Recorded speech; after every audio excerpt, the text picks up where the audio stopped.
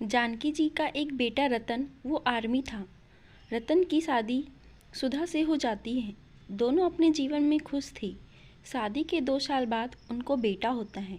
जिस समय बेटा हुआ वह सीमा पर तैनात था।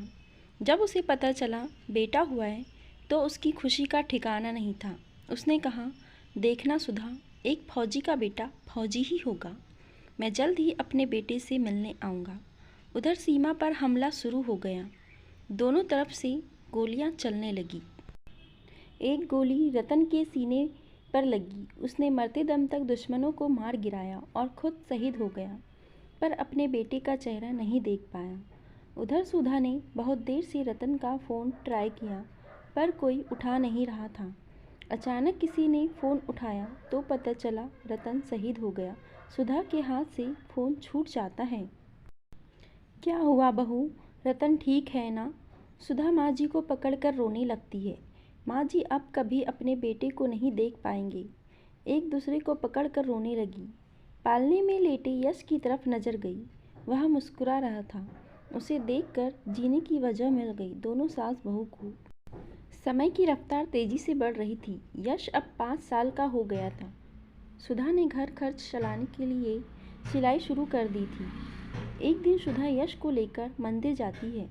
वहाँ के पंडित बड़े ज्ञानी थे। जब सुधा ने पंडित को यश का हाथ दिखाया तो पंडित जी ने कहा, एक फौजी का बेटा है, देखना ये एक फौजी ही बनेगा। नहीं पंडित जी, मैं नहीं चाहती कि मेरा बेटा फौजी बने। बच्चे के मुट्ठी में लिखे तकदीर को नहीं बदल सकती बेटी तुम। मेरा आशीर्वाद तुम्हारे साथ है। जैसे जैसे यश बड़ा हो रहा था उसका लगाव आर्मी की तरफ बढ़ रहा था। सुधा ने बहुत कोशिश की कि यश कुछ और बने, पर वह तो मन में ठान लिया था कि फौजी बनना है और उसे अपने पापा की तरह देश की रक्षा करना है। एक दिन जानकी जी, बहू तुम क्यों नहीं चाहती कि लल्ला फौज में जाए? माँ जी, मुझे डर है कि कहीं अपने पापा की तरह यह भी हमें छोड़कर न चले जाए। बहू होने को कौन टाल सकता है? अगर जिसे जाना होगा वह चला जाएगा। तकदीर में लिखा कोई नहीं बदल सकता। अगर तू लल्ला को मना करेगी फौज में न जाए तो वह मान तो जाएगा, पर कभी खुश नहीं रहेगा।